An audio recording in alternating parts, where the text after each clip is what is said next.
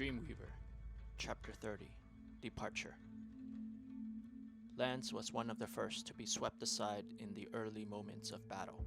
His body banged against the side of a car, and both man and vehicle slewed toward a tree. Lance's world paused, and when he came to, the peak was pitch dark. He lied still, uncertain whether he was alive or dead, until his senses returned. The metallic taste of blood in his mouth, and the slick feel of it across a side of his face, matching his hair to his head and wicking down his shirt. He was alive. Aside from the sound of the night, he heard nothing else. Slowly, he sat up, the loose gravel crunching especially loud in the dark. Lance paused to rest and to listen for movement around him. Ascertained he was alone, he stood and immediately reeled back against the car. His heart pounded much too rapidly, but he was unable to move. After a long while, he took a step away from the car. Finding his footing much stronger now, Lance edged further away, reclaiming more confidence with each step. Suddenly, he tripped and toppled over by fear and something else. A body, his mind told him as his hands roamed the floor. He almost gasped as he felt the semblance of one, but with parts missing and misplaced. Lance sat dazed, shocked, and most of all scared. Never had he gone on any mission with as many brothers and sisters and failed. He shuffled away from the body and searched precariously in the dark for retreat, bumping into rocks or cars and falling several more times. The ground disappeared and he lost his footing. Lance flung his hands up, slamming them against the jagged rocks as he desperately reached for a grasp. His heavy breathing and loud grunts sounded particularly lonely against the indifferent night. But in the end, his perseverance paid off, and Lance pulled himself back up. Injured and exhausted, he lay in the darkness wondering whether all his companions were dead, including Michael. He expected the thought to puncture his heart, and he mentally prepared for the pain. But it was his hands that bled and throbbed. A mixture of relief and guilt swirled antagonistically within him. Being alive meant so many things to Lance, but none was more important than the opportunity to continue serving the Great Purity. A well of tears stung his eyes. He was ashamed.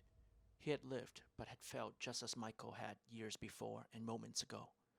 While Michael was a faithful, performing many deeds in his name, Lance was a mere guardian, having no great merits. He failed, living life under his guardianship as a failure. Lance broke into an earnest bawl. The world was supposed to be purified, free of blight and shame, a new age of innocence. He staggered to his feet, tears mixing with blood and both dripping freely from his face. Miraculously, he made it to a vehicle without tripping. There was a slight whiff of acridity from the discharged airbags. In the dark, he felt for the door. It was jammed. He patted his way to another and tried it, jammed as well. Carefully, he felt around the empty hole where the window had been. Content that it was safe, he climbed in, stepping onto a mangled body. Lance kicked it aside and found himself surrounded by cloth seats. He slipped over to the front, pieces of glass cutting his wounded hands and digging into his side and rear as he sat up. The smell was much stronger, and the airbags themselves were little more than flaps of deflated nylon skin. The force of the hit must have burst them as well, he thought. He reached around the dash until he found the knob for the headlights. Surprisingly, they flicked on. The entire peak was devastated by cracks and depressions. Several more bodies could be seen, but by their appearance, none hopefully were alive.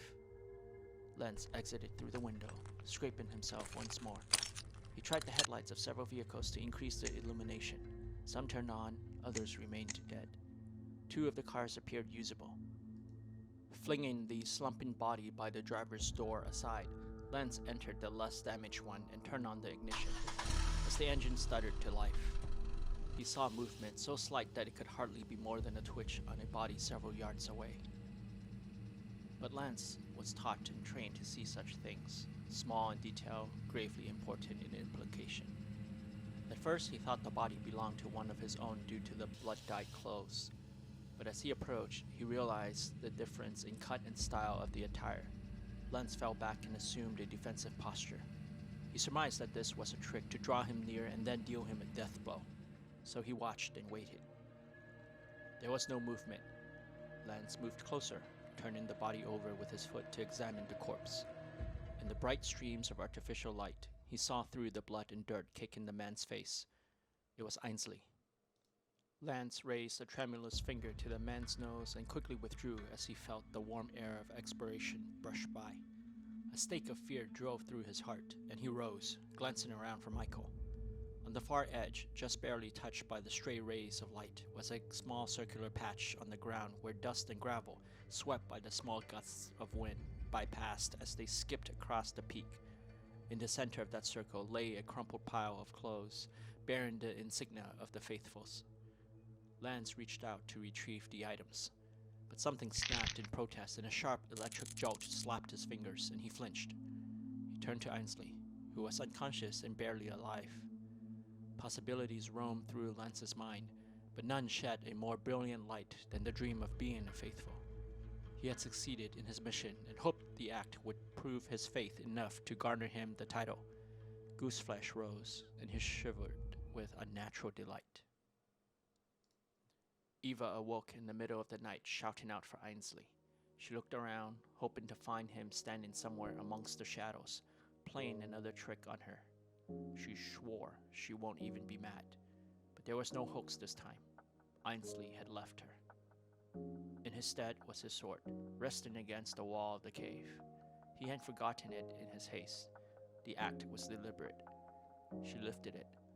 The weight was more than she had imagined, but it was also comforting. She unsheathed it to see a dark carving edge with a feathery pattern spread across its spine. The blade was an art, but also a potent weapon.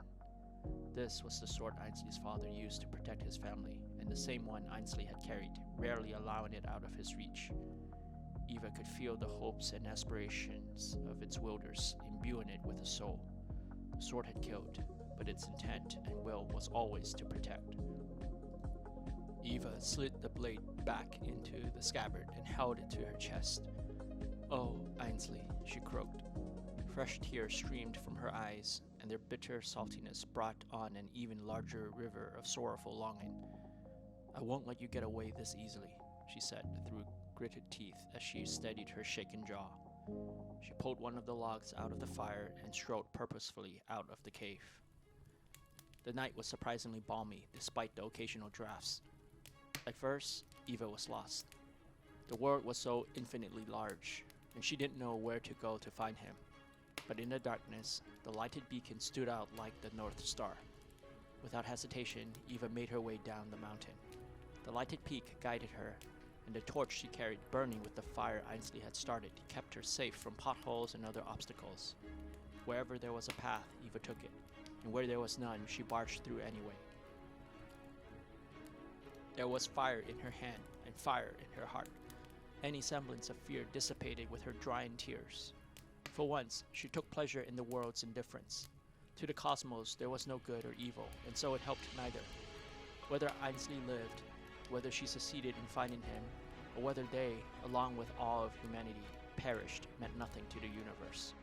Everything was up to each of them to decide and fight for. If she did nothing, then those who were willing to would prevail, and she would go on as a mere spectator to her own life. The Guardians wanted Ainsley. She wanted him more, though not for herself, but for him to be as he wished.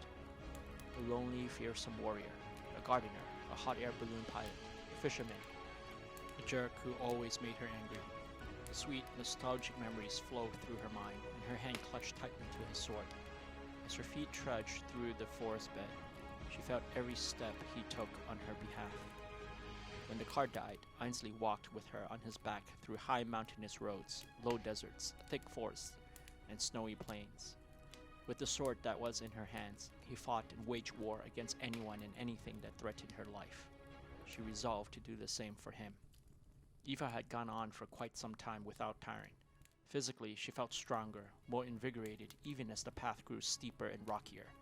The small cave she left behind was completely swallowed by the night. Only the road ahead remained clear. Aside from the light, there were no sounds of battle or commotion.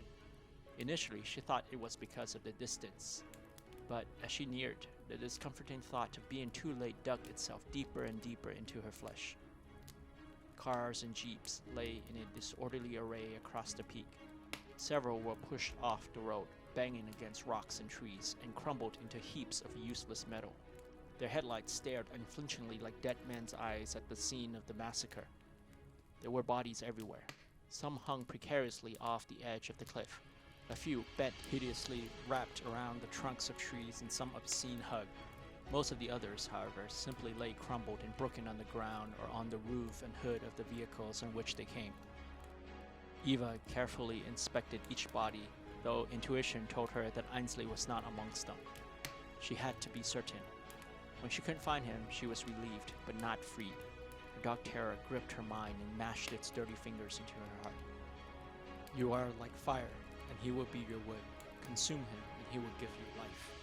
It screamed those guilty words that blasted in her head and echoed on and on and on until Eva fell onto her knees, hands covering her ears futilely against the loud inner voice. Hate broiled in her, but it was one of the worst kind. Self-loathing. She never told him, not when he was merely a kind stranger, not when he was a friend, not even now. Did she forget or simply didn't believe when everything that had transpired validated the old seer's words?